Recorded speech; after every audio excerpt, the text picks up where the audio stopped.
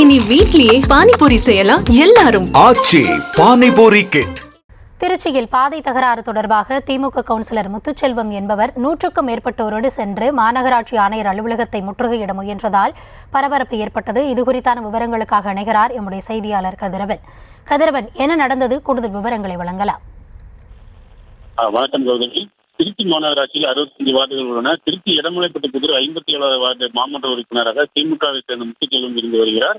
இந்த நிலையில் இடமலைப்பட்டு புதூர் பகுதியில் உள்ள நல்லக்கேணி பகுதியில் பொதுப்பாதை உள்ளது.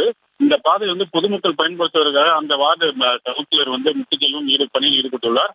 ஆனால் அதே பகுதியைச் சேர்ந்த முத்தையா என்பவர் அந்த இடத்தை சொந்தம் கொண்டாடி வந்ததாக கூறப்படுகிறது. மேலும் முத்தையாவின் மனைவி இறந்த நிலையில் இரு காலங்களில் இழந்த முத்தையாவிற்கு 2 மகள்கள் உள்ளனர். இந்த பாதை சம்பந்தமாக தங்களுக்கு சொந்தமானது என முத்தையா தரப்பு வழக்கு தொடுத்திருந்தார். இந்த நிலையில் முத்தையாவிற்கு சொந்தமானது இந்த பாதை இல்லை என நீதிமன்ற தீர்ப்பு வந்துள்ளது.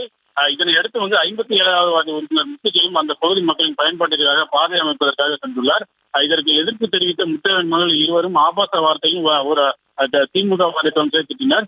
இதில் ஆத்திரமான திமுக கவுன்சிலர் முத்துச்செல்வம் முத்தையாவின் வீட்டை கேட்டு சேதப்படுத்த முயன்றார்.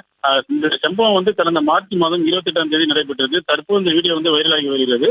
இந்த நிலையில் 57வது வார்டு மாமன்ற உறுப்பினர் முத்துச்செல்வம் தகாத வார்த்தையும் ஒருமையில் பேசிய முத்தையாவின் 2 மகள் மீது நடவடிக்கை எடுக்க கோரி இடமலைப்பட்டு போலீஸ் இடமலைப்பட்டு 100க்கும் மேற்பட்ட வாகனங்களில் மாநகர காவல்துறை ஆணையரகத்தை நோக்கி வந்தனர்.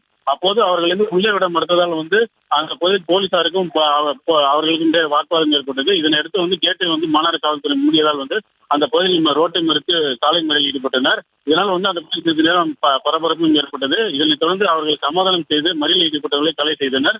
தொடர்ந்து அவர்கள் மாநகர காவல்துறை ஆணையர் மனு அளித்து உரிய நடவடிக்கை எடுக்க வேண்டும் என்று தெரிவித்து கலந்து சென்றனர். கௌதமி, விவரங்களுக்கு நன்றி.